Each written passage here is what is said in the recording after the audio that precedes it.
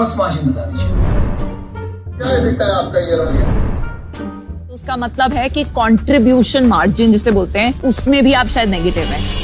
Shark tank India, इतने types of profits होते हैं, कुछ समझ नहीं आता, सब सिर के ऊपर से जाता है। Not anymore. सबसे पहले सेल्स होती है, सेल्स में से कॉस्ट ऑफ गुड्स सोल्ड को माइनस किया जाता है। 100 रुपए का एक प्रोडक्ट आपने सेल किया जिसकी कॉस्ट थी 20 रुपए की, जो 80 रुपए बचते हैं इसको कहते हैं ग्रॉस मार्जिन। अब ग्रॉस मार्जिन से कंट्रीब्यूशन मार्जिन 1 तक जाने के लिए इन खर्चों को माइनस किया जाता है, shipping, warehousing, platform commission, तो आपका कंट्रीब्यूशन मार्जिन निकल के आता है 60 रुपीज का। CM1 कैलकुलेट करने के लिए जो खर्चे आपने ग्रॉस मार्जिन से कम किए हैं इनको वेरिएबल कॉस्ट भी कहा जाता है। CM1 से CM2 पे जाने के लिए आपको एडिशनल वेरिएबल कॉस्ट को माइनस करना होता है, जैसे कि मार्केटिंग, टेक्नोलॉजी पे खर्चा। तो CM2 का फिगर हमारा निकल के आया 45 रुपीज का। अब हम इसमें से कम करेंगे फिक्स कॉस्ट को, कि अगर आपने फैक्ट्री रेंट पे ले ली तो आप भले ही सेल नहीं कर रहे हैं मगर आपको रेंट तो देना पड़ेगा। तो ये जो 35 रुपीज का निकल के आया, ये है सबसे इंपॉर्टेंट नंबर जो अक्सर डिस्कस होता है, जिसे हम कहते हैं EBIT, earnings before interest, tax, depreciation and amortisation. तो जब आपने EBITDA में से 2 रुपए का डेप्रिसिएशन कम किया तो निकल के आता है EBIT। EBIT is earnings before interest and tax. किसी भी मशीनरी को खरीदने के लिए जो आप एक बड़ा लमसम पे करते हैं वो आप किसी एक साल में यूज नहीं करते हैं, आप उस मशीनरी को कई साल तक यूज करते हैं। तो इसलिए मशीनरी की कॉस्ट को एक एस्टिमेटेड पीरियड में डिस्ट्रीब्यूट कर दिया जाता है, इसको डेप्रिसिएशन कहते हैं। अब EBIT में से इंटरेस्ट कम किया जाता है। इंटरेस्ट का खर्चा सिर्फ उन बिजनेसेस पे होता है जिनके ऊपर लोन्स होते हैं। तो 33 का फिगर 3 माइनस होके रह गया 30 रुपीज, जो कि है हमारा PBT, that is profit before tax. मोटा मोटा 1/3 ऑफ प्रॉफिट्स को आप टैक्स मान लो, 20 रुपीज जो बचा उसको आप कहते हैं पैट। तो ये थे हमारे 7 types of profits. I hope you like the video.